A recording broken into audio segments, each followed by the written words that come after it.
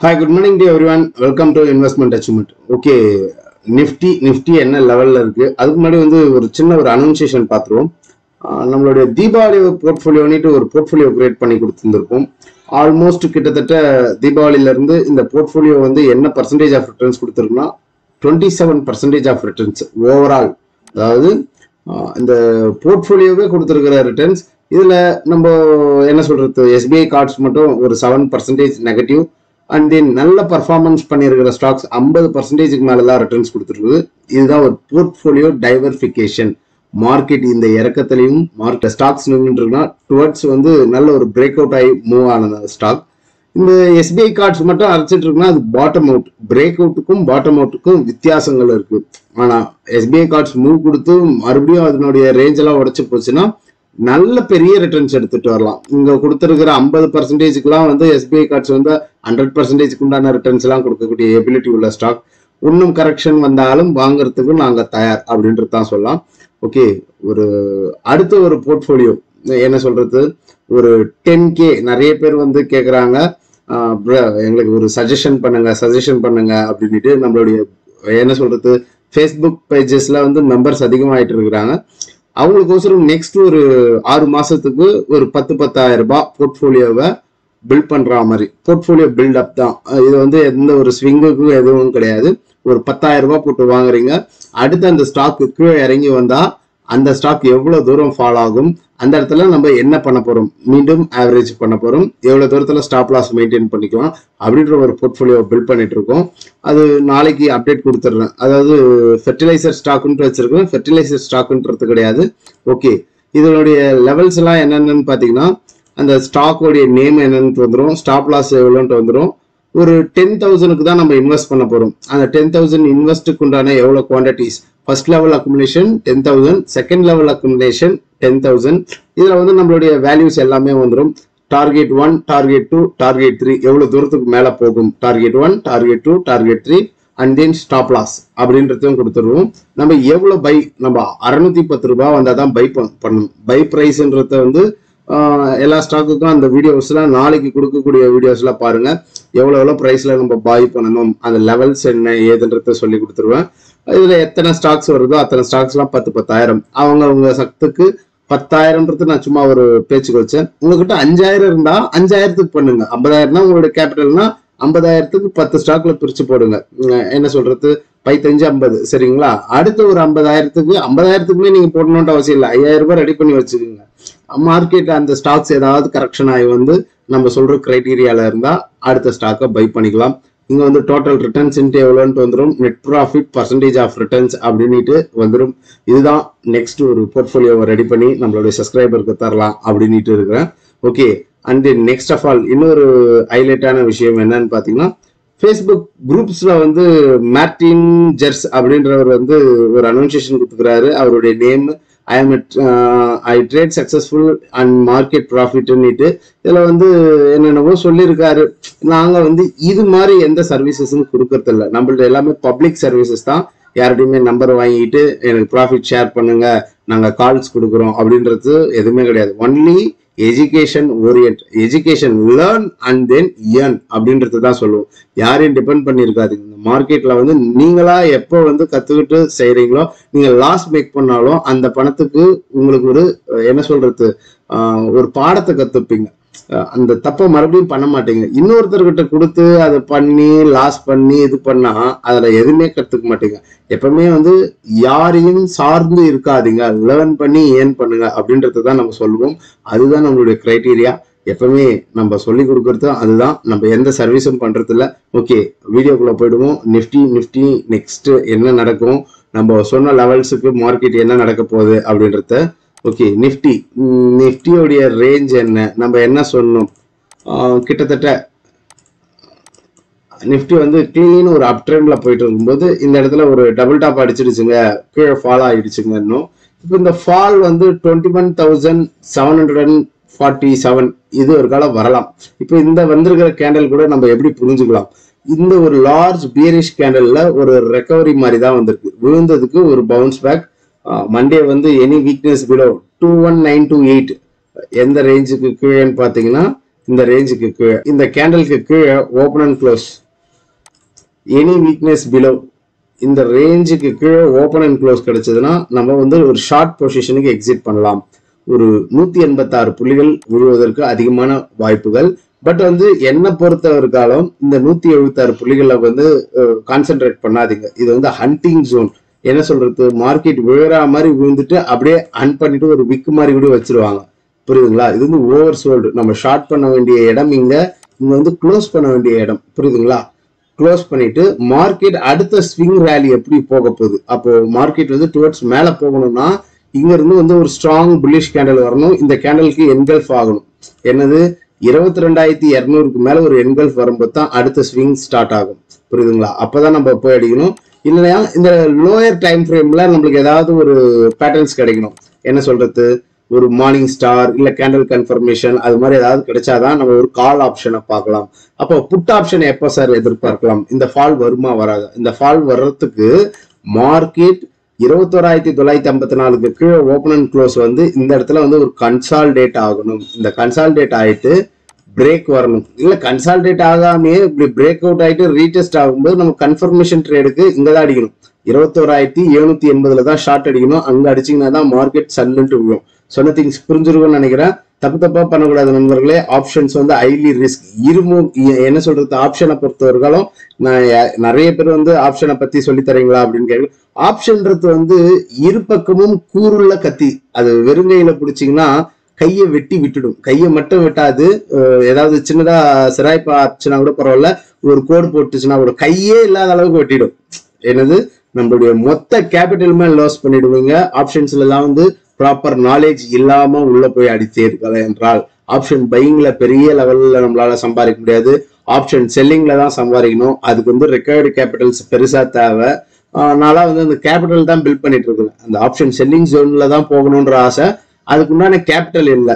சரி, சின்னதா வச்சு நம்ம பண்ண முடியாதா அப்படின்னு பண்ணிட்டுலாம் பல்லு பகடெல்லாம் இப்போ இந்த காலங்கள் நிறைய ஆப்ஷன்ல நாளா அடிப்படவே தான் நாங்க சொல்றோம். ஆப்ஷன்ஸ் இஸ் ஹைலி ரிஸ்க் அப்படின்றது தான் சொல்லலாம். பட் வந்து அந்த எந்த இடத்துல எடுக்கணும் எந்த இடத்துல எடுக்க கூடாது இதை தெரிஞ்சாவே அமைதியா இருந்து அந்த ஜோன் வரும்போது மட்டும் இதை என்ன சொல்றதுன்னா திருடிக்கிட்டு வரா மாதிரி. ஆப்ஷன் செல்லருடைய ஜோன்ல தான் நம்ம போய் ட்ரேட் பண்றோம். ஆப்ஷன் செல்லர் வந்து தூங்குறாங்கன்னு நினைக்காதீங்க. அவங்க சும்மா தூங்குற மாதிரி நடிப்பாங்க. திருப்பி எந்திரிச்சு உக்காந்து ஒரு அடி அடிச்சாங்கன்னா பல்லு பகட எல்லாமே பேந்துரும். அவங்க வந்து அப்படிதான் ட்ராப் வைப்பாங்க. சும்மா எப்படி சொல்றது, 10,000 போட்டா 20,000 தரேன், 20,000 போட்டா 40,000 தரேன்னு தருவாங்க. நீங்க எப்ப கேபிட்டல் ரைஸ் பண்ணி போடுறீங்களோ அப்போ கோவிந்தாடிட்டு விட்டு வேடிக்கை பார்த்துருவாங்க. ஸோ வெயிட் பண்ணுங்க, பேஷண்டா இருங்க அப்படின்றதான் சொல்லலாம். இந்த ஜோன்ல வந்து பவுன்ஸ் பேக் ஆகும் அப்படின்னு நம்ம எக்ஸ்பெக்ட் பண்ணோம்.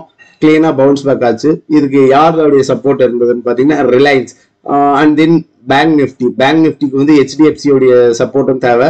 HDFC, Reliance and then bank Nifty, இது மொத்தமா என்ன லெவல்ல இருக்கு மார்க்கெட்ன்றத பாத்துருவோம். பேங்க் நிஃப்டி நம்ம பேசின மாதிரியே கிளீனா மார்க்கெட் மேல போயிட்டு இங்க ஒரு ஷூட்டிங் ஸ்டார் வந்தோடனே மார்க்கெட் நல்ல ஒரு செல் ஆயிடுச்சு. இப்போ இந்த செல் வந்து அடுத்த ஸ்விங் ஸ்டார்ட் ஆகுமா அப்படின்றத வெயிட் பண்ணி தான் பார்க்கணும். எனி வீக்னஸ் பிலோ எங்க வரணும்னா மார்க்கெட் வந்து இந்த கேண்டலை உடைக்கணும். 41,796 உடைச்சா மார்க்கெட் வந்து நல்ல ஒரு ஃப்ரீ ஃபால் ரேலி இருக்கு. அந்த ஃப்ரீ ஃபால் ரேலி எவ்வளவு தூரத்துக்கு வரும் அப்படின்னு பாத்தீங்கன்னா இது கூட ஒரு ஹண்டிங் ஜோன் தான். 46,611 அது ஒரு காலம் வந்து ஃபர்ஸ்ட் லெவல் சப்போர்ட் இருக்கு. இந்த உடைக்குமா சப்போர்ட் எடுக்குமா அப்படின்றது மண்டே டிசைட் பண்ணும், பார்ப்போம். இதுக்கு வந்து மெயினா வந்து ஹெச்டிஎஃப்சி உடைய செல்லிங் மீன்ஸ் டிவிடெண்ட் எல்லாம் போட்டிருக்கிறதுக்கு அதுக்கு பிரைஸ் அட்ஜஸ்ட்மெண்ட் ஆகும். கொஞ்சம் ஒரு ஷார்ட் செல் பண்ணி கீழே எடுத்துக்கிட்டு வந்திருக்காங்க. அங்க ஒரு டிபிக்கல் ஹெட் அண்ட் ஷோல்டர், அந்த ஹெட் அண்ட் ஷோல்டர் பேட்டர்னும் கம்ப்ளீட் ஆகக்கூடிய ஜோன். இந்த இடத்துல போயிட்டு நம்ம புட் ஆப்ஷன் எடுக்கிறது நல்லது கிடையாது. புட் ஆப்ஷன் எடுக்க வேண்டிய ஜோன் நம்ம இங்க எடுத்து இங்க க்ளோஸ் பண்ண வேண்டும். சொன்ன திங்ஸ் புரிஞ்சிருக்கும்னு நினைக்கிறீங்க. மார்க்கெட் விழுந்துடுச்சு இன்னமும் விழும் அப்படின்னு நினைக்காதீங்க. விழுந்தா அடுத்த கட்டத்துக்கு நம்ம பாத்துக்கலாம். எந்த ஜோனுக்கு கீழே ஓப்பன் அண்ட் க்ளோஸ் கிடைக்கும்னா 46,515 கீழே ஓப்பன் அண்ட் க்ளோஸ் கிடைச்சதுன்னா மார்க்கெட் நல்லா டிராஸ்டிக்கா ஃபால் ஆகும். அதில் போயிட்டு நம்ம புட் ஆப்ஷன் எடுக்கலாம். கட்டாயம் நானே எடுப்பேன்.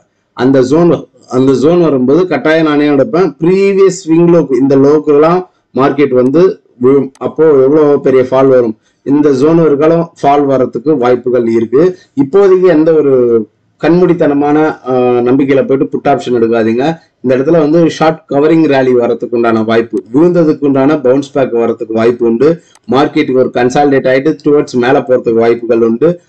சொன்ன திங்ஸ் புரிஞ்சிருக்கும்னு நினைக்கிறேன். Next of all HDFC bank இந்த இடத்துல வந்து ஒரு டிபிக்கல் ஹெட் அண்ட் ஷோல்டர். இந்த டிபிக்கல் ஹெட் அண்ட் ஷோல்டர் வந்து ஆல்மோஸ்ட் கம்ப்ளீட்டட் ஆயிடுச்சு. இந்த இடத்துல வந்து என்ன சொல்றது, short covering rally, relief rally market தூக்கிட்டு வர்றதுக்கு ஹைலி பாசிபிள். ஸோ பொறுமையா இருங்க, அவசரப்படாதீங்க. ஹெச்டிஎஃப்சியை வந்து வாங்கணும் அப்படின்ட்டு நினைக்கிற நண்பர்கள், நான் இங்கேயே வாங்கியிருக்கிறேன், இந்த ஜோன்லயே வாங்கியிருக்கிறேன் first level accumulation. And then second level அக்குமுலேஷனுக்கு காத்துக்கிட்டு இருக்கிற ஜோன் வந்து நல்ல ஒரு டிப்பு, இதுதான் சரியான டிப்பா இருக்கும். ஒரு 1288 இந்த டிப்பு கிடைச்சதுன்னா அடுத்த லெவல் அக்குமுலேஷன் பண்றதுக்கு நான் தயார் அப்படின்ட்டு இருக்கேன். அண்ட் தென் இதுல வந்து ஒரு மைனர் ட்ரெண்ட் வந்துகிட்டு இருக்கு, தெரியுதுங்களா? இந்த மைனர் ட்ரெண்ட் எப்பெல்லாம் இந்த ட்ரெண்டோடைய சப்போர்ட் வருதோ மார்க்கெட் பவுன்ஸ் பேக், மறுபடியும் மார்க்கெட் பவுன்ஸ் பேக் ஆயிட்டு மறுபடியும் ஃபால். அப்போ இந்த இடத்துல வந்து என்ன நடக்கு அப்படின்னு பாத்தீங்கன்னா ஒரு ஃபாலிங் சேனல்ல வந்துட்டு இருக்கு. ஹெச்டிஎஃப்சி வந்து இந்த இடத்துல வந்து சப்போர்ட் எடுக்கணும், எடுக்காம ஃபால் ஆச்சுன்னா பேங்க் நிஃப்டி அந்த இடத்துல நம்ம அந்த ஃபாலை எக்ஸ்பெக்ட் பண்ணலாம். அப்ப ஹெச்டிஎஃப்சி வந்து என்ன பர்சன்டேஜ் ஃபால் வர்றதுக்கு, 8% ஃபால் வர்றதுக்கு வாய்ப்பு இருக்கு. அந்த 8% வந்ததுன்னா நம்ம சொன்ன அந்த புட் ஆப்ஷன் எடுத்து என்ஜாய் பண்ணலாம். ஆல்மோஸ்ட் 5.5% பேங்க் நிஃப்டி எவ்வளவு ரியாக்ட் பண்ணிருக்கு அப்படின்றது உங்களுக்கு நல்லாவே தெரிஞ்சிருக்கும். இந்த ஃபால் வருமா, வந்ததுன்னா வாய்ப்புகளை தவற விடாதீர்கள். கொஞ்சம் கொஞ்சமா வாங்கி சேர்த்து வைங்க. நாங்க இங்கேயும் வாங்கி வச்சிருக்கிறோம், இங்க இருந்து இங்க வந்தா இங்கேயும் வாங்குவேன். மீண்டும் அடுத்த ஸ்விங் போயிட்டு மறுபடியும் வரும்போது ஒவ்வொரு லோலையும் பை பண்ணுங்க. ஒரு இன்வெஸ்டர்னா இன்வெஸ்டருக்கு உண்டான கிரைடீரியால பிளே பண்ணுங்க. நீங்க ட்ரேடர்னா ட்ரேடருக்கு உண்டான கிரைடீரியால பிளே பண்ணணும். ட்ரேடர் எப்ப போனோம், எந்த ஜோனுக்கு மேல போனோம் அப்படின்றது தெரியணும். அப்போ ஹெச்டிஎஃப்சி வந்து ஆல்மோஸ்ட் இந்த ஜோனுக்குள்ளார என்ன நடந்துட்டு இருக்குன்னு பாத்தீங்கன்னா எர்வா மார்டின், தெரியுதுங்களா? மிகப்பெரிய எர்வா மார்டின் தான். அது எர்வா மார்டின் மேல போகும், பொறுமையா இருங்க. பெரிய ஒரு லாங் கன்சால்டேட் ஆகுதுன்னா அந்த கன்சால்டேஷனுக்கு பெரிய டாபிக் இருக்கு. அந்த டாபிக் எல்லாம் தெரியாம தான் நிறைய பேர் பொறுமை இழந்து வெளியே போயிடுறாங்க. அதுக்கப்புறம் மார்க்கெட் வந்து ஷூட் அப் ஆகி போகும்போது ஐயோ நான் வாங்கி வச்சிருந்தேன், ஹோல்ட் பண்ணல அப்படின்ட்டு கத்துறது. அப்ப நம்ம என்ன பண்ணணும், இது வந்து ஒரு உண்டியல் சேமிப்பு அப்படின்றத புரிஞ்சுக்குங்க. ஸ்டாக் மார்க்கெட்ல நீங்க பணம் எடுத்துட்டு வரீங்கன்னாவே ரிஸ்க் தான். அந்த ரிஸ்கை வந்து எப்படி டிஃபைன் பண்ணிக்கணும், எவ்வளவு தூரத்துக்கு நம்ம பொறுமையா இருக்கணும், பேஷன் தான் இங்க வந்து அது பெரிய ரோல் பிளே பண்ணும். சும்மா வந்து நிறைய பேர் சொல்லுவாங்க நான் இதை பண்ண அதை பண்ண ஆனை பண்ண பூனை பண்ண, அதெல்லாம் பண்ண முடியாது. அவ்வளவு சீக்கிரத்துல பெரிய பிக் பிளேயர்ஸால தான் அதெல்லாம் முடியும். நம்மளால வந்து ரீட்டைல் இன்வெஸ்டர் வந்து பிக் பிளேயர்ஸ் வந்து கார்னர் பண்ணக்கூடிய நபர்கள். அப்ப நம்ம அவங்களுக்கு ஏத்த மாதிரி அந்த என்ன சொல்றது, அவங்களுடைய சூத்திரத்துல போய் விழாம நாசுக்கா தப்பிச்சு போறது தான் இங்க வந்து கதையே இருக்கு, சரிங்களா?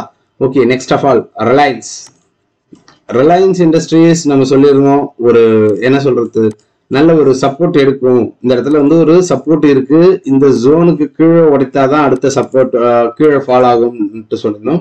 இங்க வந்து ஸ்ட்ராங்கா சப்போர்ட் எடுக்கு. அப்போ ஹெச்டிஎஃப்சியும் சப்போர்ட் பண்ணுச்சுன்னா நிஃப்டிக்கு வந்து லிஃப்ட் பண்ணுவாங்க. என்ன சொல்றது, 2 ஹெவி வெயிட்டேஜ் ஸ்டாக் வந்து செல்லிங்க முடிஞ்சிருச்சுன்னா அடுத்த கட்டமா டுவர்ட்ஸ் வந்து அடுத்த ஸ்விங் ஸ்டார்ட் ஆகும். பொறுத்திருந்து வேடிக்கை பார்ப்போம், அவசரப்படாதீங்க. ஒவ்வொரு டிப்லையும் பை பண்ணுங்க. ரிலையன்ஸை வந்து பை பண்ணணும்னு நினைக்கக்கூடிய நண்பர்களுக்கு வந்து இந்த ஜோன் 2560 இந்த ஜோன் வந்து பை பண்ணுங்க. ஏன் இந்த ஜோனை வந்து பை பண்ண சொல்றேன் அப்படின்னு பாத்தீங்கன்னா, இப்போ ரிலையன்ஸுக்கு வந்து ஒரு என்ன சொல்றது, நிறைய பேர் வந்து எல்லாருமே எக்ஸ்பெக்ட் பண்றது வந்து இந்த ட்ரெண்டிங் மார்க்கெட்டை தான் எக்ஸ்பெக்ட் பண்றாங்க. அந்த ட்ரெண்டிங் மார்க்கெட்ல போகும்போது சொன்னோம், அப்பெல்லாம் யாருமே காது கொடுத்து கேட்கல. இங்க இருந்து மார்க்கெட் மூவ் ஆகும்போது, இங்கேயே பிரேக் ஆகும்போது inverted head and shoulder buy பண்ணுங்கன்னு.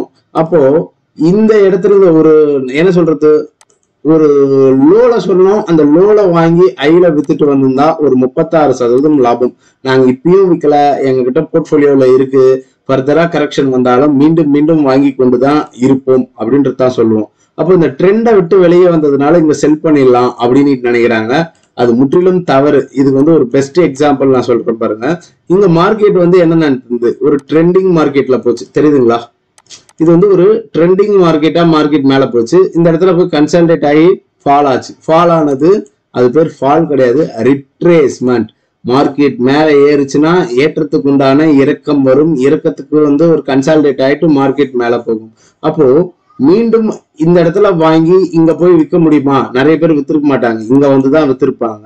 அப்ப வித்துட்டதுக்கு அப்புறமேட்டுக்கா மார்க்கெட் கொஞ்ச நாள் கீழே வந்தவனே ஆஹா தப்பிச்சுக்கிட்டுண்டா அப்படின்னு இருப்பாங்க. மார்க்கெட் அடுத்தது என்ன ஆச்சு?